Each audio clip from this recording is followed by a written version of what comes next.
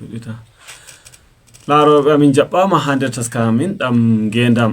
Hande ni ha taskaram amin ɗam geendam min surgi koɗo tedduɗo ha jawleru ndu ha o warta o famtina min no o dogginiri geendam makko. To Allah sure jaɓɓama. Yawwa mi jaɓi masin. To a foti a laara camera a yecca no inde ma be tariha ma seɗɗana. To alhamdulillahi inde am ni Abubakar Bello. Mi dañaɗo ha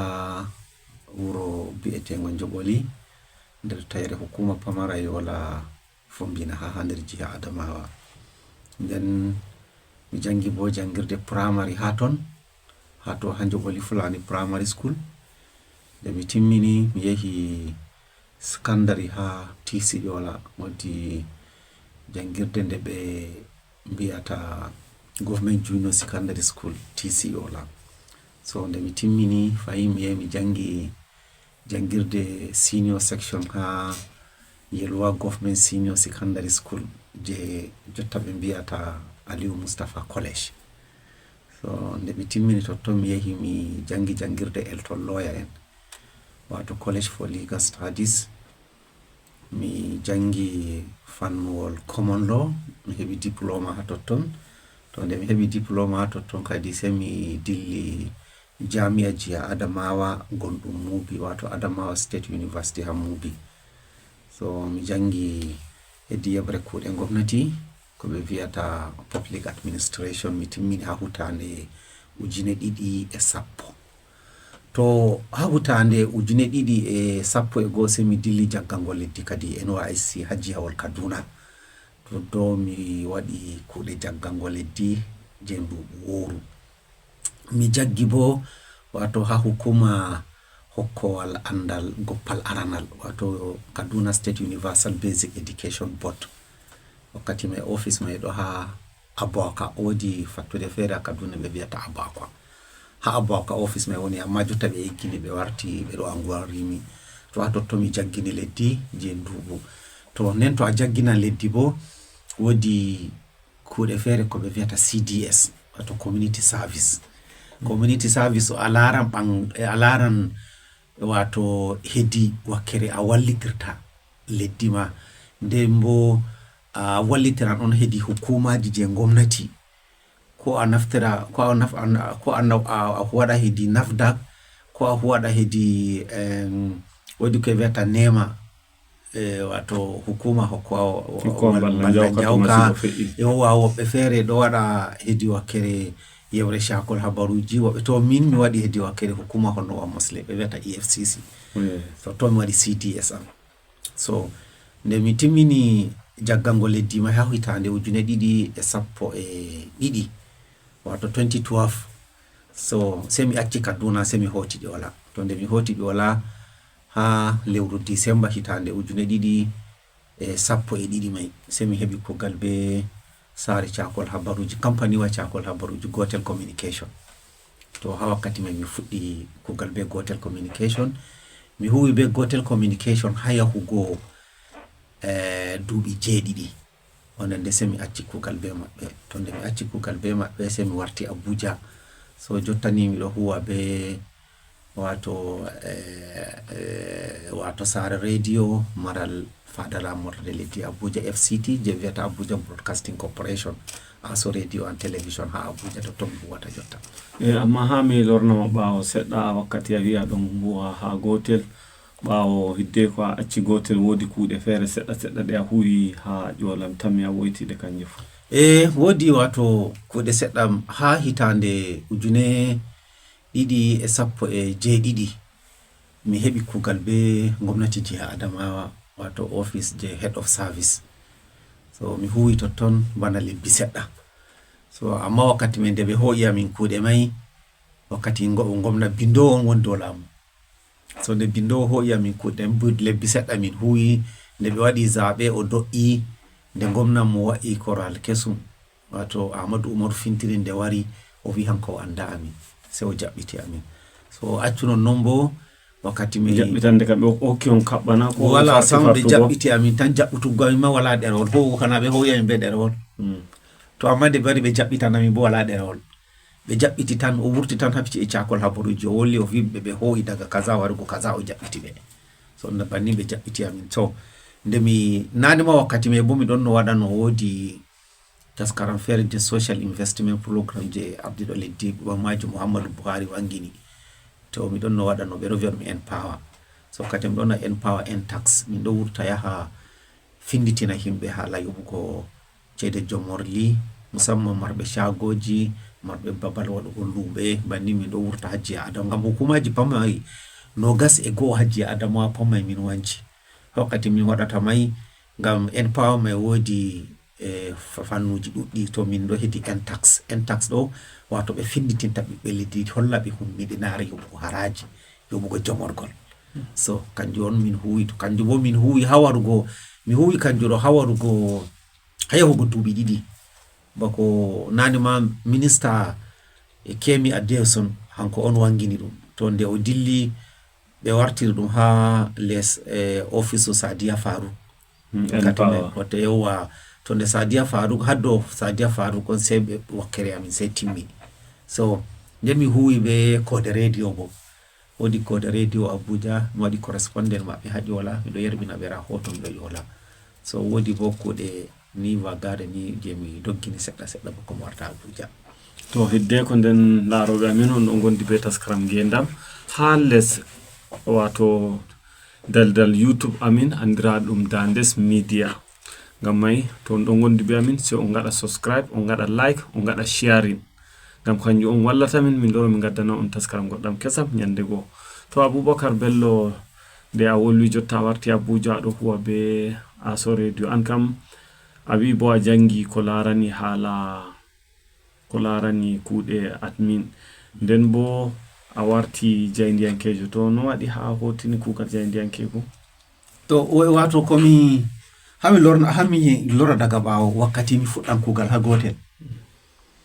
ha hitande 2012 wakkati ɓe yaari yam gotel ni ɓe ƴoni yam ɓe hokkatam kuugal ni ɓe wi mi winda application je ɗaɓɓutugo kuugal wato a winda a yecca nda ha a ɗaɓɓitirta kuugal min wakkati mai nde mi jangi nde admin on mi jangi public admin mi jangi to admin mai mi ɗaɓɓiti ha gotel amma wakkati mai horejo company wa gotel mai Joshua Hassan wado MD wakkati mai o wi kai mi huwata admin o wi wala no mi huwira admin mi wi mo ko waɗi o wi admin ɗo himɓe ɗuuɗi wala kuuɗe totton to mi huwi totton ma mi lattan merejo dikka mi hota yebre cakol habaruji o sawriyam o wi mi waɗa cakol habaruji ɗo bo mi subta to radio to TV mi subta ha mi yiɗi fu mi dillam huwa gotel amma heddi wakke admin ka mi huwata banni o hecciyam so wakkati mai nde mi subta se mi subti radio nde mi subti radio bo o lori o wiya to ha radio bo mi subta programme si monata na ko news hedi wakkere cakol habaruji ko hedi taskara mi wi a ami ka hedi cakol habaruji mi yiɗi so se o wi to mi dilla totton miɗo mani nde mi yahi newsroom nde ɓe yadam suudu cakol habaruji wakkati mi tawi yawu siwto Gembu en mi tawi Shekaraw Yerima en mi tawi Hirom Lokodi en mi tawi Ifrem en mi tawi Mohammed Aliou Mustafa en ɓe ɗuɗɓe mi tawi ɓe ɗo gaɗa woodi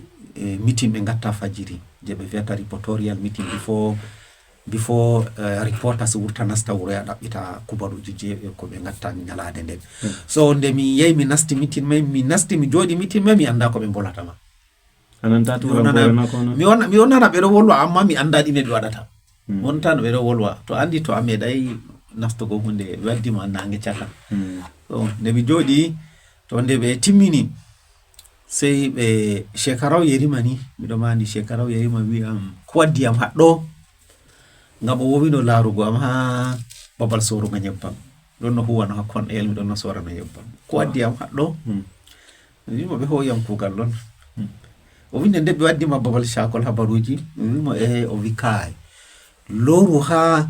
MD a yaha wiyamo a wawata hedi yewre cakol habaruji ɗo ɓe horama hedi marketing wato hedi lumoku ɓe horama marketing amma haɗɗo ɗo a wawata Shekaraw Yerima hokkiyam shawara banni hamiɗo jooɗi fo ɗo wiyam yahu dillu yahu tawmo yeccumo haɗɗo ɗo a wawata o horama hedi lumoku loriyam tawi MD mi yecci mo wimo o horami marketing o wi a marketing ma to me to tofu warta merejo mi wona ha babal cakol habaruji da hawsutti to mi wonata kanna mi lori nim lori sai shekaraw yerima sai ho i bulletins dereji cakol habaruji jabe bindi sai o hokkiyam o wi am to nda mi ya mi fassira daga ta turankore martira hawsare wadda sai mi wimo min ka hawsare kam demgal am kay hawsare dikato fulfulde ma o wi to yew waduje fulfulde o hawre o doni yawo siwto gembu o hawre be yawo siwto gembu o wi yawo siwto gembu hollami to yawo siwto gembu go sai hokkiyam dereji go wi'am yehu fassuru waddu mi laara mi jodi sai mi fassiri mi meeday dum sam amma mi jodi ni mi fassiri mi habdini fodde sembe am ni mi fassiri mi waddi nde wari bo nde o laari bo o mani o wi mi habdinde ni mi meeday kugal lo hande o mi fuddingal ha mi fassiri bannin o wi be do wadda himbe fere to wi be fassira dum no fuddugo mai fuddata o wi ngam mai mi habdi mi beddati dan bedda bogari bannin kadi sai mi fuddi fassara go mi wadan fassara min wurtan min dilla dabbutugo habaruji ngam ha wakati nde mi to habba babal cakol habaruji je gotel to ha yehi ko a fassiro on dole on a wurta a dabbita habaruji a wadda to a waddi bo a waran a wara abo a winda je turankore ha computer a timmina a turina editor lara den bo to be wurtini ma report ma be hokkima anno yata wada voicing report ma a janga je turankore be demgal ngal a fassirta to hawsare to fulfulde ndi hajola nani ma demde didi hawsare be fulfulde on mi do fassira fulfulde sami fassira so bannin kadi to veti fajiri min ngari bannin to min ngadi meeting mai min timmini mi wurta min dilla mi yami dabbita kubaruji ko moy do mari nda hande hayata ndem bo nda report je warta dum so bannin mi wurtata min dilla mi yami nasta wuro nyande fere min dilla state secretariat nyande fere dilla ministry of agri nyande fere dilla haya hata pat imi aya ha dabbita wada interview mo hawra report ma awara a winda a tura na editor lara amba wada editing a wada editing je audio ma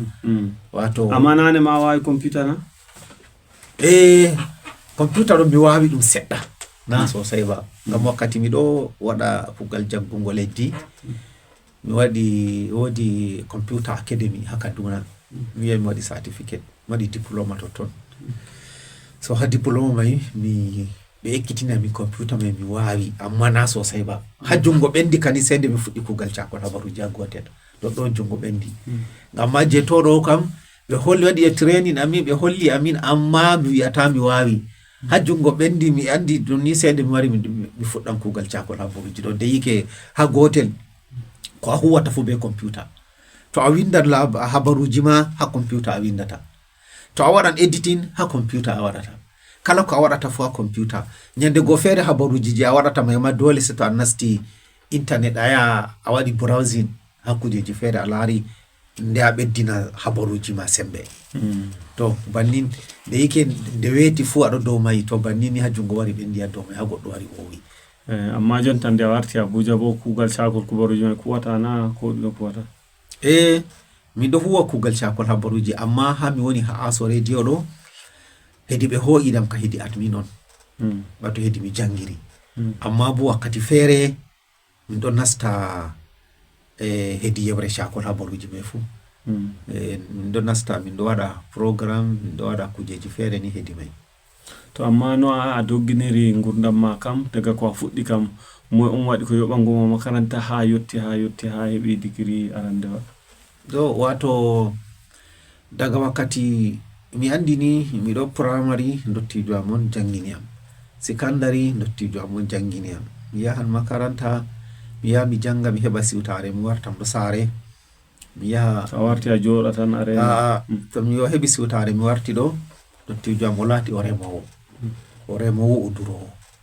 so nyande go fere mi duran to mi siwtare nyande go fere mi duran on mi worla gaynako nyande go fere bo mi dilla ngesa on o do rema butali o do rema marori o rema gawri gesa may bode padde fere nokkuje de ngoni ma fere to mi yami walla mo kugal so mi yaha nyande go fere ya awa nyande go fere ya remta nyande fere ya wada taki wala no wala amma to do siwtare kani wala no jodira mere wodi ni kude je gese ko hedi durngolloji hami suklata yawgu wakkati nde siwtare me timmata so mi andi hasi kandari am hami timmini hanko yobintami mi wari mi wara diploma ha legal kanjum bonon non pat dum hanko amma degree am bako mi dilla degree ngam de mi timmini diploma am sende mi jodi duubi tati before mi bako mi heba mi dilla degree no wadi do bo wakkati mi timmini legal mi hebi wato andal pamaral hedi wakkere kugal lawyer sai hakkilo am hoti hedi min de mi warta lawyer to nde mi wartan lawyer do bo wakkati may jami'a nga heddunga be wala hayata janga hedi yebre lawyer sai may duguri to mi yehi jam office mi sodi DE mi wari mi ciki mi dabbiti jami'a may duguri ha mi yami janga law so mi dabbiti arande mi hebay mi lori mi dabbiti didabre mi hebay mi lori mi dabbiti to tatawre do nde mi dabbita non tatawre nde mi dabbita don mi wi accu mi dabbita be jami'a mubi fu mi dabbita didi fu ngam Maiduguri mi yaha wakkati fere mi yaha mi neba totto mi wala totto mi nyalla totto mi wada asaweje didi mi dabbita admission nde mo naway mi wala requirement ba agedal don tan Allah wadai mi do mari be dabbitinta mi bo wakkati me habe visi wakkati me visi dum goddo jola on horejo jami'a professor Jaydi Amin goddo so odo andi am wawono hebina mi so amma dum gedal don tan wadai nde tati mi dabbiti do pato hatta tabre me on dem dabbita sem dabbiti be mubi to mubi bo wala fanno lo sai mi dabbiti public admin ha mubi to sai admission je Adamawa State University na siwari vurti nde wurti mi hebi public admin so nde mi yecci dottijo am mi yecci himbe jambe wi mi dillata yam wada mubi mi dottijo amma wi dillu jamu mubi shike nabanim hala loka wali sai mi dilli mubi amma wakati mi yaha mubi me fu sai mi wadi anniya dow to ni Maiduguri hokki am admission hokki am law mi sakkina mubi mi hota Maiduguri so nde mi yehi mubi me dem nasti nde mi sukle be jangirde bo mi kam metami yewti Maiduguri ka sambo hala may wali hami timmidi amma sana kam wodi nga mi do go ngurda mana ko modi sala sorugo nyebbam sori nyebbam petrol mi sori nyebbam petrol sosai mi sori hasare nyebbam mi sori je black market fu wada hak jarkanji ya joda hawra Hausa do min sori nyebbam black market sosai nyebbam wakkati may litare ma salai nera chapan e tati yago chapan e nay hasare nyebbam ma salai chapan e juy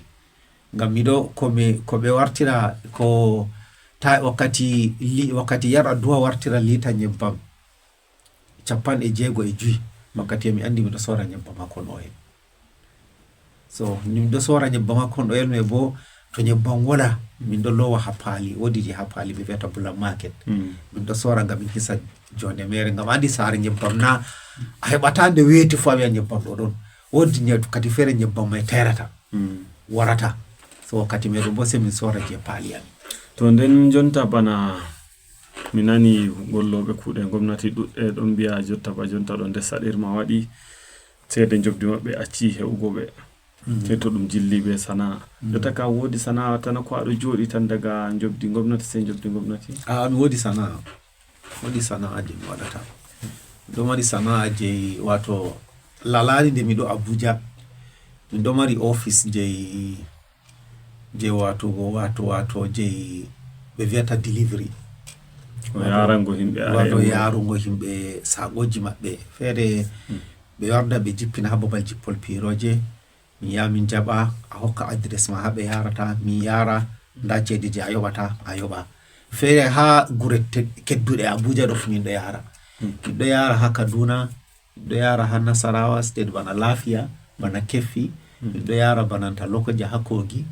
do yara bana Mina ko Suleja be ni gure keddude Abuja do pat min do yara kareme so kanjum ɗo ɗon nder sana'a je ɓeddata goɗɗo sembe. Ngam a andi ko balɗe ɗo mi laari andi America wolli balɗe ɗo fo ɓe wi 70,000 ɓe yoɓata Nigeria ɗo watta ko ɗime laarugo no risque leddi woni. To wonko ngam mai kala huwowo fu jotta andi albashi kam ko ɓe wiyata albashi ka he'ata goɗɗo, dole on goɗɗo ɗaɓɓitan ha waɗa feere. Nane no ha kugal gomnati ha Nigeria andi doka kugal gomnati on a fila a waɗa lumo a hawra be kugal gomnati haramu sey ndemri be ndurgol. To amma jotta kam kala huwowo fu andi ɗo kam yata ɓe harmininama filugo, ɓe wi'a ngam sei to ɓe yoɓete ko he'etema on ɓe harminama filugo. Amma jotta ka kala komoye fu dole ɗaɓɓita lawol feere gongol feere, lawol gotol kam yata goɗɗo musamman aɗo jooɗi Abuja a yoɓan haya, a yoɓan ceede makaranta ɓikkoye ma, a holtan, a nyaman. Nder ya warti o to a wi a jongiti, to a wi a reni albashi ma tan, albashi ɗo sodintama ko a nyamama, ko a nyamata a haara be ɓikkoye ma ha saare ni albashi ɗo sodintama, sakko yoɓine haya, sakko holtine, sakko yoɓena ceede makaranta ɓikkoye ma, nyawɗon, jahangal ɗon,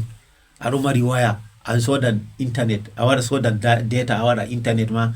a hefti, aɗo mari DSTV ha saare ko StarTime ko kuje, wodi ni laabi majjungo ceede, a nasta mota a waɗan hajeji feere, derɗiraɓe ma ɗon ɓe handi a walla, aɗo mari saaro je a wallata, aɗo mari derɗiraɓe je ɗaɓɓita wallinde hama. Ngam mai albashi ka jotta ka gomnati kama wala no ma ɓe wirata goɗɗo fila, dole on huwowo fila jotta. To ɗum didangol ɗon ɓe waɗi no nane ɓe harmini, dole ɓe ɓamta didangol mai, ɓe ɓamtagol, ɓe acca himɓe fila. To ɓe andi ɓe harminina himɓe filugo wotto nden kam ɓe ɓedda jobdi mai yahugo ko he'ata goɗɗo. Ayi to ɓe hokkete 5,000, 6,000 yahugo 7,000 na he'ete. To ceede mai ɗe ɗon kam ha leydi na ɗe ɗon gomnati ka to laaru le ko ɓe majjinta hoore maɓɓe, laaru ɓe majjinta hoore maɓɓe. Kala office ji mawɗi a yahi fu, to a laari motaji ɓe wa'ata a andi ɓe ɗo heɓa. To a laari motaji ɓe wa'ata aɗo heɓa. To a laari minista, jotta hokkama misalu be minista Abuja, a laara juɓɓi jarawol motaji makko o dilla 20, mota 22 yahugo 23 o dillata. ɗi pat ɗi njaran nyebbam. Nda jami'en kuɗeren to je tokkata mo no o yoɓata ɓe. Motaji feere ma ɗum bullet proof on, bindigaru nyamataɗi, ɗi yotti 1,400,000 banni ɓe sodata ɗi. To ɗo to ɓe yandina ɗo ɓe ustanno ɓe wa'ano motaji seɗɗa, mota 3, 4 ɓe wancanno, ɓe hoyan noon nden ɓe wawan bo ɓe hakkilina huwoɓe mai. To daroɓe amin ta goyton ɗo gondi ɓe taskaram geendam ha jaynde YouTube amin, wato Dandes Media. Ngam mai to on ɗo gondi be amin sei on gaɗa like, on gaɗa subscribe, on gaɗa like, on gaɗa sharing, ngam heɓa min gaɗa ko waddango on taskaramji goɗɗi kesi. Min ɗon ɗo gondi be Abubakar Bello, oɗon yecca en no gurdam makko woniri, be no o habdiri be fiyotirgo be Duniyaaru ha o yotti ɗo. To Abubakar Bello hidde ko en gadda ragare taskaram ɗo, min nana Abubakar Bello ka wodi debbo na ko? Mi wodi debbo. Rewɓe noye be ɓikkon noye? Debbo goto, ɓikkoy 2 Allah hokkiyam. Amma ɓuray ko sati 3 ko a ɓangiri na? Bangi komi ɓangiri hande dungun 11. Mi ɓangi nyande 27 lewru 11 hitande 2013. To amma gurdam ma ɗume on a meeɗi senugo ma ha a nani, ha do a numti ɗum fu seyo a nanta a meeɗa a fota a woyta? Wato komi numata seinami wodi wakkati nde wato mi ƴummi miɗo pamaro, dottijo am sendiri be puldebbo am. E warti puldebbo am hoti ha maɓɓe, minin bo min ɗon les yadikko en. Ha les yadikko mi mawni. To nyande mi nana ndottijo am ho'iti puldebbo am wartan saare amin to seyo mi nani nyande me hande puldebbo am wartan saare ndottijo am mi wara min wonda to seyo on je mi ejjititta mi ɗo ɓingel mi petel amma seyo mai ha hande mi metai mi seyi irin seyo mai nden suno bo wala nde mi suno meɗi sunugam ha duniya ɗo bana wakkati ndottijo am maya duuɓi noye jonta nduɓu woru o maayi nder lewru waɗay nduɓu ma no lewru novembre on hitande sali nder sali nde nogas nogas lewru novembre hitande 2024 to Allah yaafumo Allah waɗa toon ɓuranimo amin to Abubakar Bello a yettama ha wargo jawleru amin ndu geendam nder taskaram amin ɗam YouTube channel amin andiraɗum Dandes Media sey mi wiya laaroɓe amin on nani belɗum taskaram amin ɗam hande min puɗɗiri be Abubakar Bello ngam may se on gaɗa subscribe on gaɗa like on gaɗa bo sharing ngam heɓa himɓe feere ma keɓa ndaara ngam may on jarama